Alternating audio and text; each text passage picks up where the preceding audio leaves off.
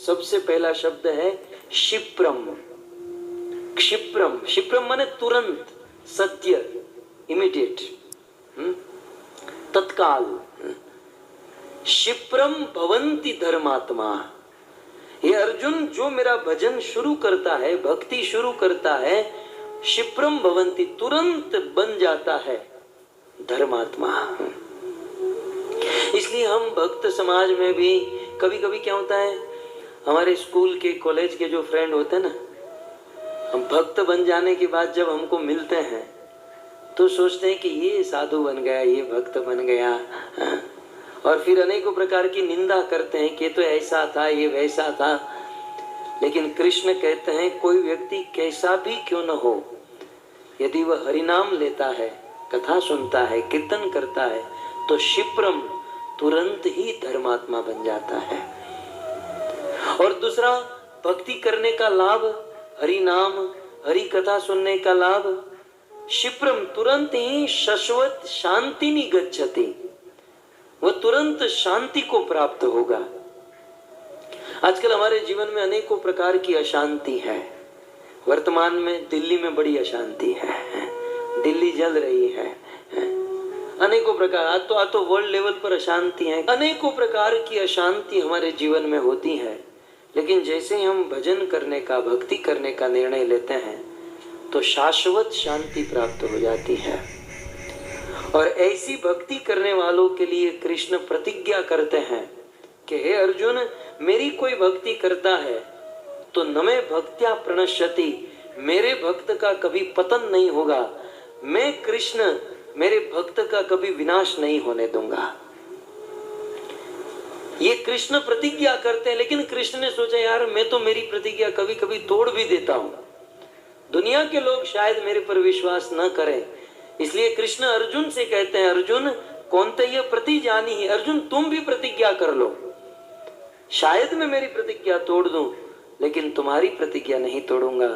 अर्जुन से प्रतिज्ञा करवाई, कृष्ण ने भी प्रतिज्ञा की, और प्रतिज्ञा यह थी कि मेरे भक्त का मैं कभी पतन नहीं होने दूंगा। जो भक्ति करते हैं, भक्ति का अर्थ आप समझते हैं, भक्ति माने प्रेम का मार्ग है। इस दुनिया में शांति, सुख और भगवान की प्राप्ति करने के लिए अनेक मार्ग है। कुछ लोग ध्यान करते हैं, कुछ लोग तपस्या करते हैं, कुछ लोग यज्ञ करते हैं, अनेकों प्रकार से, कुछ लोग योगा करते हैं, अनेकों प्रकार। लेकिन सभी साधनों में, सभी कार्यों में सबसे उत्तम मार्ग है भक्ति का मार्ग। भागवत के 11 स्कंद में कहा गया, धावन मिलिनवान नेत्रे न स्खलेत न पतेत। इस भक्ति के मार्ग पर कोई आंख बंद करके भी दौड़ेगा, वह न गिरेगा, न उसे ठोकर लगेगी, और आंख बंद करके भी कोई भक्ति के मार्ग में चले, वो समय से अपने डेस्टिनेशन पर पहुंच जाएगा। और अन्य अन्य मार्गों में क्या है कि आप कितना भी सतर्क रहकर चलो, साधना करो, कहीं ना कहीं विघ्न आएंगे। सो भक्ति का मार्ग बड़ा सरल उत्तम मार्ग है, क्योंकि भक्ति का मार्ग जो है ना, वो प्रेम का मार्ग है। और भक्ति को छोड़कर अन्य जितने भी मार्ग हैं वो प्रेम के मार्ग नहीं है, उनमें अनेकों प्रकार की फॉर्मेलिटी है, अनेकों प्रकार की बातें हैं। और जहां प्रेम होता है वहां दोष नहीं देखा जाता। इसलिए कहते हैं, आंख बंद करके भी कोई भक्ति के मार्ग में दौड़े। देवी देवता की उपासना करने में यदि एक शब्द की गलती हो गई, तो जैसे हम गलत दवाई ले लेते हैं तो कैसे रिएक्शन करती हैं, वैसे देवी देवता की उपासना में गलती हो गई तो वही देवी देवता पीछे पड़ जाएंगे, जीवित नहीं छोड़ेंगे। आप देवराज इंद्र को ले लीजिए, व्रज की परंपरा में सब लोग इंद्र की पूजा करते थे, और एक वर्ष इंद्र की पूजा नहीं हुई तो इंद्र अपने भक्तों को ही मारने लग गया। ये देवताओं की हालत है। और भगवान श्री कृष्ण की भक्ति में कितनी भी गलती हो जाए, कृष्ण गलती माफ नहीं करते हैं। ऐसा नहीं कि कृष्ण अपने भक्तों की गलती को माफ करते, नहीं, कृष्ण को अपने भक्त की गलती समझ में ही नहीं आती है। कृष्ण का एक स्वभाव, मैं आपको एक सीक्रेट बात कहूं, मैंने एक बहुत बड़े महात्मा से सुनी है। सुदर्शन सिंह चक्र जी बहुत मध्यकालीन युग में बहुत बड़े संत हुआ करते थे। उन्होंने कहा कि मेरे कृष्ण का एक स्वभाव है कि उसे अपने भक्त की गलती समझ में ही नहीं आती। ऐसा नहीं कि भक्त ने गलती किया तो मैं माफ कर दूंगा, नहीं।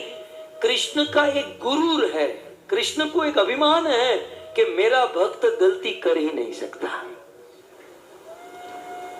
इसलिए तो प्रतिज्ञा करते हैं ना, कौनते प्रतिजानी न में भक्ता प्रणश्यति। क्यों भाई, भक्त की गलती नहीं हो सकती? भक्त की कितनी भी गलती हो, मैं मेरे भक्त की रक्षा करूंगा। कृष्ण का यह स्वभाव है कि इस संसार में जो कृष्ण की भक्ति करता है और कृष्ण भक्त की किसी के साथ कुछ बोला चाली या कुछ भी हो गया तो कृष्ण अपने भक्त का दोष उनको दिखाई नहीं देता, दोष सामने वाले का ही दिखाई देता है। इसलिए कृष्ण सदैव अपने भक्त के पक्ष में होते हैं।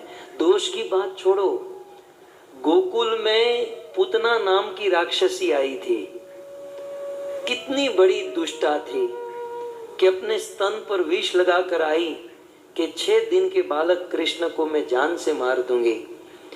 लेकिन ऐसी पूतना के अंदर भी कृष्ण को दोष नहीं दिखाई दिया। पूतना भी कृष्ण को गलत नहीं लगी। कृष्ण ने तो यही पॉजिटिव सोचा, चलो जो भी है मेरे मंदिर में तो आया, चलो मुझे मारने के बहाने, लेकिन सब कुछ छोड़, दुनिया में करोड़ों लोग हैं, कौन मेरे दरबार में आता है, लेकिन जो भी है पूतना मेरे घर पर मेरे दरबार में चलकर आई, और दूसरा जो भी है लेकिन मुझे ऑफर कर रही है। कृष्ण का कोई थोड़ा भी भजन करे, भक्ति करे, क्योंकि ये प्रेम का मार्ग है, सो कृष्ण उनके प्रति यहां तक कहते हैं कि थोड़ी भी शुणवन सुभद्राणी रथंग पाणे, रथंग पाणे, भगवान श्री कृष्ण की कथा को कोई सुने, उनका कोई नाम ले, भक्ति करे, तो कहते हैं भगवान श्री कृष्ण आत्मद, वो अपने आप को ही भक्त को दे देते हैं। कृष्ण का एक नाम है आत्मद, अपने आप को ही वो दे देते हैं और सदैव अपने भक्त की रक्षा करते हैं। तो 2 चीज है, एक है कृष्ण की भक्ति और एक है कृष्ण की भक्ति छोड़कर अन्य अन्य मार्ग। उन अन्य मार्गों के विषय में ब्रह्मा जी कहते हैं कि हे अरविंदाक्ष, हे कमल नयन, हे कृष्ण, इस संसार में जो लोग विमुक्ति मानी न, जो लोग ज्ञान मार्ग में हैं, जो लोग कर्म कांड करते हैं, तो ये असद भावात अविशुद्ध बुद्धय, उनका आपके प्रति कोई प्रेम नहीं होता, कोई भाव नहीं होता, जैसे इस्कॉन के डिवोटी का होता है। अन्य अन्य मार्ग वालों का आपके प्रति कोई प्रेम नहीं, भाव नहीं, भक्ति नहीं, और इसलिए आरुह्य कृच्छेन पदम पदम तत्, इसलिए वो ध्यानी, वो ज्ञानी, वो कर्म कांडी बहुत ऊंचे पद पर पहुंच जाते हैं, लेकिन बहुत ऊंचे पद पर पहुंचकर भी पतंत योद्धा दृश्य युष्मतांग्री, क्योंकि आपकी शरण ग्रहण नहीं किया है कृष्ण, क्योंकि कृष्ण आपकी वो भक्ति नहीं करते हैं, इसलिए बड़े बड़े ध्यानी, योगी, तपस्वी भी बहुत प्रोग्रेस करने के बाद भी वो नीचे गिर जाते हैं। और इतिहास खोलकर देख लीजिए, हिरण्याकश्यपु 36,000 वर्ष तक तपस्या किया, रावण अपने 10 मस्तक देकर यज्ञ किया, शौभरी मुनि 60,000 वर्ष तक तप किए, लेकिन तप करने के बाद आखिर तो उनका पतन हुआ। तो भक्ति मार्ग को छोड़कर अन्य किसी भी मार्ग में कोई प्रोग्रेस भी करें तो उनके पतन होने का चांस है, और भक्ति मार्ग में कोई कितनी भी गलती करे उनका प्रोग्रेस ही होगा, क्योंकि कृष्ण को अपने भक्त में गलती समझ में ही नहीं आती है। एक बहुत सुंदर, जब कृष्ण मथुरा में माँ देवकी के गर्भ में थे, तब 33 करोड़ देवी देवताओं ने अपना अनुभव कृष्ण को कहा, और गर्भस्थ स्तुति करते हुए वे देवता कहते हैं, तथा न ते माधव ताव का क्वचित भ्रश्यन्ति मार्गा त्वयि वृद्ध सौहृदा। हे माधव, हे माधव, जो लोग आपकी भक्ति करते हैं वे सदैव प्रसन्न रहते हैं, आनंद में रहते हैं, और वे कभी भी आप अपने मार्ग से भ्रष्ट नहीं होते। एक बात समझ लीजिएगा कि जो कृष्ण की भक्ति करता है उनका कभी पतन नहीं होता। हम हमारे हमारे मनुष्य मानव समाज में एक बड़ी बात चर्चा चलती है कि फलाने सन्यासी का पतन हो गया, फलाने प्रभु जी का पतन हो गया, फलाने ब्रह्मचारी का पतन हुआ। स्वयं भगवान कृष्ण कहते हैं कि मेरे भक्त का कभी पतन होता ही नहीं है। इसलिए हमें पर्सनली, हम हमारी बात करें, हमें कभी नहीं सोचना चाहिए कि कोई एक बार भी कृष्ण का नाम लिया है तो उसका पतन होगा। वैष्णव किसे कहते हैं? चैतन्य महाप्रभु ने 3 बार वैष्णव की व्याख्या दी।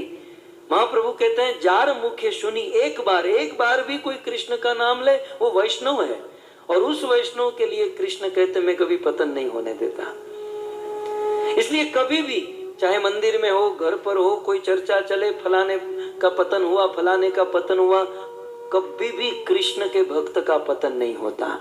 यदि हम ऐसा सोचे, बोले, सुने और कहे कि कृष्ण के कोई सन्यासी, ब्रह्मचारी या किसी भक्त का पतन हुआ, तो ये कृष्ण को हम गाली दे रहे हैं। क्योंकि कृष्ण स्वयं कहते हैं कि मैं मेरे भक्त का पतन नहीं होने देता। और हमारी क्या योग्यता, आप विचार तो कीजिए। मान लो किसी भक्त का पतन हुआ, वो भक्त इतने ऊंचे अवस्था में था, मैं अक्सर एग्जांपल देता हूं, कोई 25वें माले से गिरा है, 15वें माले पर पहुंचा, 25वें माले से गिरकर 15वें माले पर पहुंचा, लेकिन हम तो अभी ग्राउंड फ्लोर में ही हैं। इसका अर्थ वो गिरकर भी 15वें माले पर है और हम लोग रहकर भी ग्राउंड फ्लोर पर है। अर्थात कोई भक्त यदि पतन भी होता है तो वो पतन होने के बाद भी वो हमसे महान है, क्योंकि उन्होंने भक्ति की है, कृष्ण का भजन किया है। और कृष्ण कभी अपने भक्तों का पतन नहीं होने देते। बहुत सुंदर ये श्लोक, बहुत सुंदर है। कहते हैं, देवता कहते हैं, त्वया भी गुप्ता विचरंती निर्भया। हे माधव, हे कृष्ण, आपके जो भक्त हैं वो निर्भय होकर इस संसार में विचरण करते हैं। और मृत्यु के बाद विनायकानी कममूर्ध सुप्रभो, और आपके भक्त विनायक विघ्नों के ऊपर अपना मस्तक रखकर वैकुंठ में विचरण करते हैं।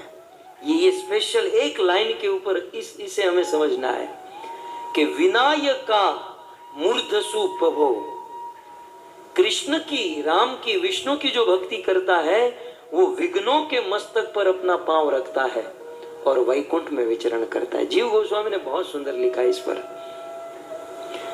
मुझे ये बताइए, कई बार हमारे जीवन में, हमारे भक्ति मार्ग में विघ्न आते हैं, ठीक है? जब विघ्न आते हैं तो हम लोग नर्वस हो जाते हैं। क्या कृष्ण हमारे साथ नहीं है? क्या हमारे जीवन में क्यों ऐसा होता है? हम बड़े दुखी हो जाते हैं। लेकिन यहाँ पर बहुत सुंदर कहा, विनायकानी मूर्धनि प्रभो। आपको कहीं पर चलना है तो नीचे भूमि तो चाहिए। हम लोग हवा में तो नहीं चल सकते हैं, नीचे कुछ आधार चाहिए चलने के लिए, ठीक है? तो यदि वैकुंठ में विचरण करना है तो नीचे आधार तो चाहिए। तो यहाँ पर देवता कहते हैं कि कृष्ण आपके भक्त वैकुंठ में विचरण करते हैं, लेकिन आधार क्या होता है? विनायक, विघ्न। जब तक, इसका अर्थ है जब तक जीवन में विघ्न नहीं है वैकुंठ में विचरण नहीं कर सकते, क्योंकि विचरण करने के लिए पांव तले भूमि तो चाहिए, और वो भूमि है विनायक, विघ्न। यदि हम कृष्ण की भक्ति करते हैं तो हमारे जीवन में जो विघ्न आते हैं उस विघ्न के माध्यम से वैकुंठ में विचरण कर सकते हैं। सीधा सा दृष्टांत है, आप रास्ते से जा रहे हो, कोई 1 फुट का पत्थर है, आपका ध्यान नहीं, ठोकर लगी, गिर गए, खून निकल गया। लेकिन यदि आप ध्यान रखकर चलते हो तो उस पत्थर के ऊपर आप पांव रखोगे, आप 1 फुट भूमि से ऊपर उठ जाओगे। सबके जीवन में विघ्न है, प्रॉब्लम है, दुविधा है, बाधा है, लेकिन माधव की भक्ति करेंगे, कृष्ण की भक्ति करेंगे तो उस विनायक विघ्नों के मस्तक पर अपना पांव रखकर हम वैकुंठ में विचरण कर सकते हैं। इसलिए यदि वैकुंठ में विचरण करना है तो विघ्न चाहिए। अपने आप को प्रिपेयर कर लीजिए। आपको ऊपर बढ़ने के लिए सीढ़ी तो चाहिए ना, लिफ्ट तो चाहिए ना। तो वो लिफ्ट, वो सीढ़ी क्या है? वो विघ्न ही है। अच्छा, देवी कुंती को जब पूछा आपको क्या चाहिए, तो कुंती ने कहा गंगा की तरह मेरी भक्ति बढ़े। सब